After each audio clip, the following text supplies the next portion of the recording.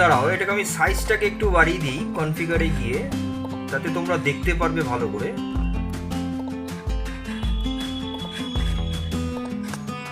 আমি একটা ওয়ার্ড বলে একটা ভ্যারিয়েবল নিলাম, যে ভ্যারিয়েবলের মধ্যে পাইথন লেখাটাকে লিখলাম,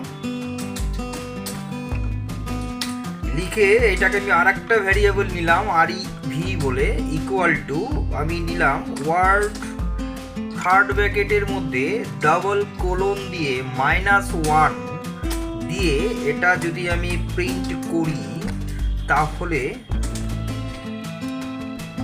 সেভ করে F5 প্রেস করলে রান করে দেখে নাও, দেখো পাইথন লেখাটা উল্টো দিক থেকে লেখা দেখা যাচ্ছে। তাহলে যদি আমরা যে কোনো টাইপের কোনো স্ট্রিংকে যদি আমরা রিভার্সে লিখতে চাই, তাহলে এই প্রসেসে আমরা লিখতে পারবো।